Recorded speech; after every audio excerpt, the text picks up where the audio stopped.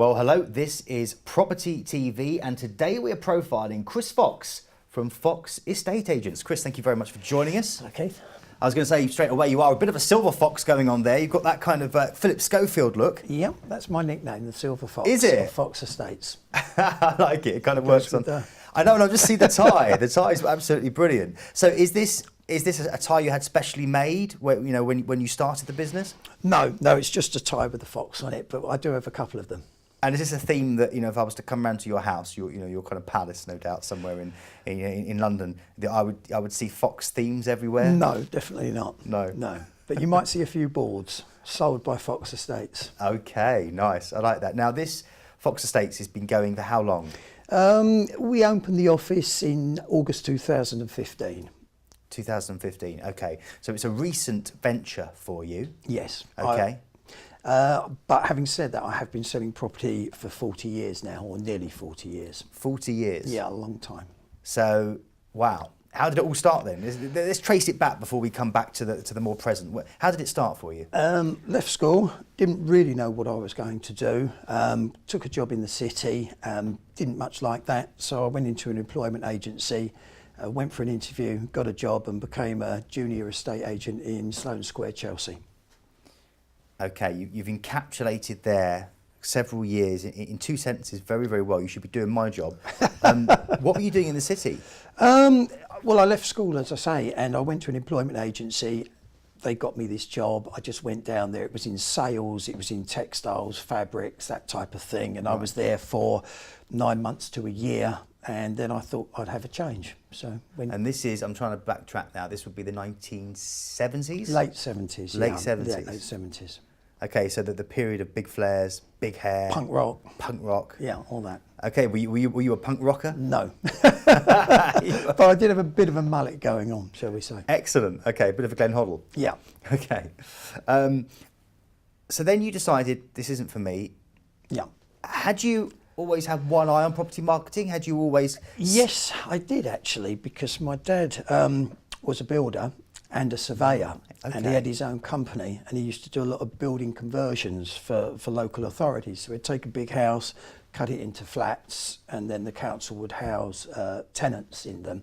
That was in the Peckham area of South East London, near Lewisham. So I was around property from a very early age. And would you go and help him? Is that Yeah, on a Sunday memories? morning, me and my brother and a few of my cousins, he'd have us sweeping the floor, grouting the tiles, whatever needed to be done, yeah. Would he pay you though? A little bit. A little bit? Yeah. Your kind of pocket money? Yeah, exactly, yeah. Okay, but a great basis there in understanding the nuts and bolts, if you like, of property, the bricks and mortar. Yeah, literally. I mean, one of my uncles was a bricklayer, another one was an electrician, so I was on building sites and around property ever since I can remember. So this first foray into property marketing, what was the company? Where were you working? A company called William Willits, which is now been swallowed up by Hamptons International. The office is still in Sloane Square, number 7 Lower Sloane Street. Nice part of London. Beautiful. I had a little office out the back looking over a rose garden, and W.H. Smith's out the front, literally in the square. Fantastic, fantastic. Okay, and during that time, Yep. I suppose it kind of gave you a bit of a grounding in property marketing, did it? You got any memories of that time? Yes, I have. I mean, I was in the commercial department. I was dealing with shops, offices, warehousing, all along the sort of Kings Road, Chelsea, Kensington and surrounding areas. So it was a lot of fun in the day. Did you bump into celebrities as you were wandering down there doing your thing? Plenty, but one sticks in my mind, Phil Lynott, Thin Lizzy. Yeah, I was in a shoe shop buying a pair of shoes. He was next to me, so we had a chat. You had a chat? Yeah. Was he friendly? Yes, very nice guy. Fantastic. Yeah. Still keep in contact? He's long gone. That shows you my knowledge of pop stars. I apologise there. Okay. So, the Kings Road, Yes. Sloane Square. Yes. How long were you there for? Approximately 2 years. And then you moved to? Closer to home. I wanted to get into residential. I could have stayed where I was and transferred into the residential department. Okay. But I knew somebody, an opportunity came up, it was closer to home, and so I joined a sort of an estate agents in Bexley Heath. Okay, so Bexley Heath is my hometown. Is hometown. Okay, born and bred Bexley. Yes. Right, okay. Why did you, because some people don't want to. Some people don't want to have, in a sense, their work around their home. They want to have the two very separate. What drew you back to I Bexley? just wanted a change, to be fair, and it sort of fitted in. It was a slightly better quality of life, less travelling, no fares, and sort of working locally, dealing with houses I knew, working with people. It just seemed the right thing to do for me. Now, you were there how long for this company?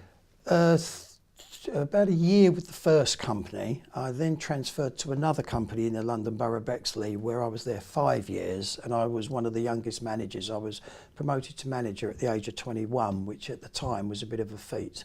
Wow, yeah, I can imagine. I mean, I know plenty of 21-year-olds who, are nowhere near being responsible enough to take on a management role. I was lucky. I worked for a very good guy, and he trained me well. He trusted me, put me there, and the rest is history. Okay, now fast forwarding to where we are now Yep. with Fox Estate Agents. Yep. You're still based in Bexley, are you? Dartford, Dartford. which is just the next town along Stone's from throw Bexley. away, if you like. Well, Yeah. it depends how strong you are, but it's basically very you can close. Do the Olympics or not? Yeah, very close. So my business, Fox Estates, is actually based in Dartford, but we predominantly sell property in Dartford and the London Borough of Bexley. So we cover Bexley, Welling, Bexley Heath, Dartford, Green Hive, near Blue Water, surrounding areas. Now, is this a buoyant market at the moment? Is it fair? Is it a fair reflection of London as a general conglomerate? I think so. I mean, it's cheaper in comparison to, say, East London or North London or West London. It didn't used to be cheaper than East London. East London suddenly went up thanks to the Olympics, didn't it? It just Exactly. went through the roof. Yeah, exactly. But now we've got things going on in Kent as well. We've got Paramount Park in 2020. It was going to be 2017, but they pushed it back 3 years. Paramount Park is really going to change the complexion of the Kent area. Explain Paramount Park. It's going to be like Universal Studios or Disneyland, something along those lines. Right. And it's coming to Kent, and that's going to play its part. It's going to have a huge water park. So there's actually a lot going on in the Kent area. I've got one eye because I'm a Kentish boy myself. You see, I'm down in Whitstable, and Okay. Nice part of the world. Very nice part of the world. 3 young ladies Yep. to look after, or 4 if you include the missus. Sure. So that sounds like the kind of thing I'll be using at a later point. Yeah, and I think it's going to go well there, except for, of course, the weather is a bit questionable. But the actual, it should be really good. Yeah, you don't want to have it as an outside water park, do they? No. Not around there. Okay. So you mentioned that prices are still cheaper Yes. than we'd say probably west, north, Yes. east. Right. Would you still say it's probably the most affordable area of I London? would, and it's only half an hour by train into central London. So yeah, it's a good place to live. It really is. Now there, I suppose, is the sticking point. It's not great. It's not got great links with the tube, has it? And that's why it's traditionally suffered price-wise in the But past. Crossrail's coming now, and that will change everything. We've also got the Docklands Light Railway as well from both Lewisham and Greenwich. So things have changed a lot. To be fair, but Docklands Light Railway is my favourite way of getting across London. It's very, very reliable. It's very clean. It's It's it never seems to be relaxing, on strike. great views. Yeah. Exactly, yeah. And a good friend of mine helped design it, so I suppose wow. I've got a reason to want to travel on that.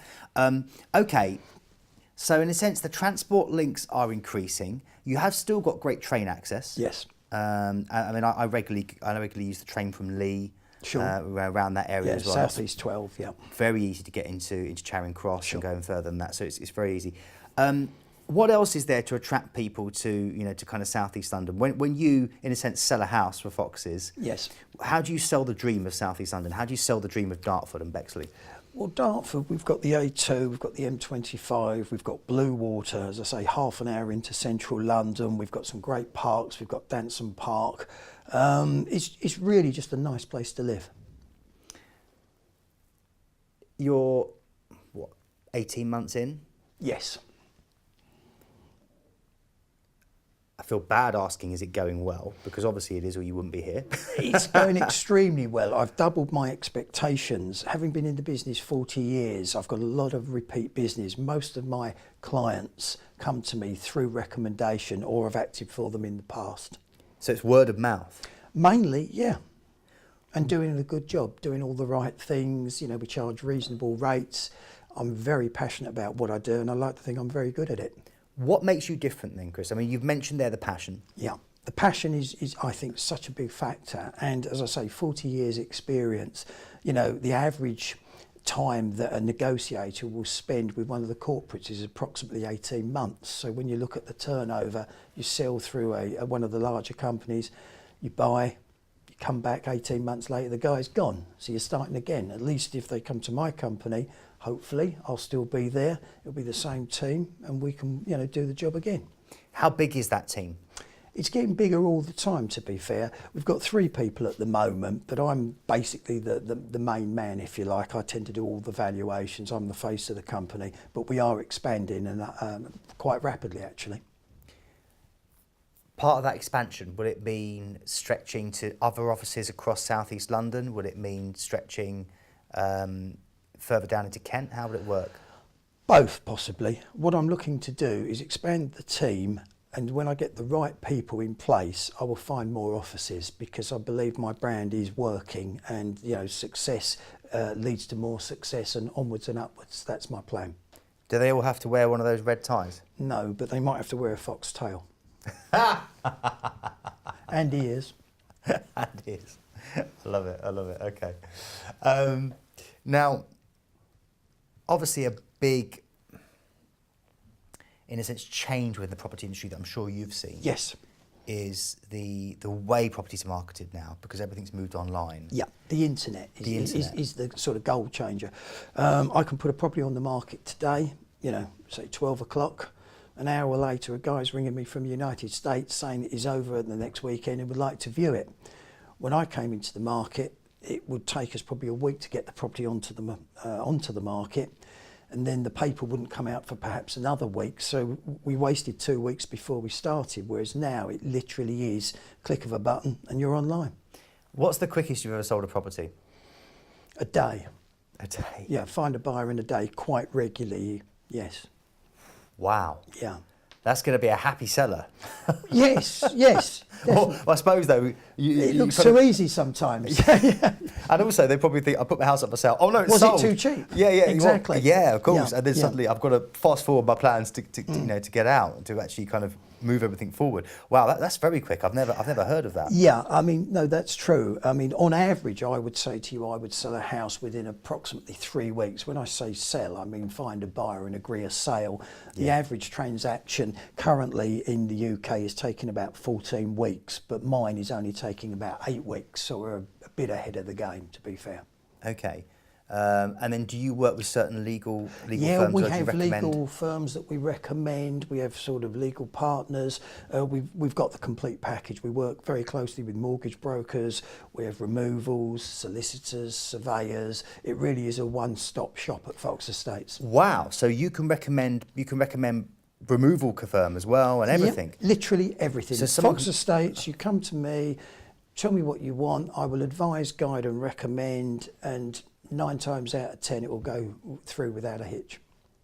Fantastic. That's really good to know, actually, because you know, when you do come to sell your house or you do come to looking to buy your first house, there's so much to take care of. There's so much to think of. There's so many different factors. It is. It's really stressful. And I mean, I'm available to my clients on my mobile up till 9:30 at night. We work 7 days a week. We really put our heart and soul into it. And you know, the feedback, if you Google us, see our reviews, it's all pretty good stuff, to be fair. And your head office, in a sense, is in Dartford. Yes, that's where I'm based every day. Whereabouts in Dartford, if people just want to pop in? Popping in's not so easy because we are actually very busy. We'd rather people make an appointment, but the offices are in Brent Lane, Dartford, near Central Park. Near Central Park. Yeah. Chris, thank you so much for coming in and sharing with us. It's great to meet people like yourself that are so passionate about what they do and helping people find that dream home. Being a Bexley boy myself, I really approve. So thank you very much indeed. Thank you. And I wish you all the very, very best. Thank you very much. Chris Fox there from Fox Estate Agents. If you're in Dartford, don't just pop in, give them a ring first, but definitely see them.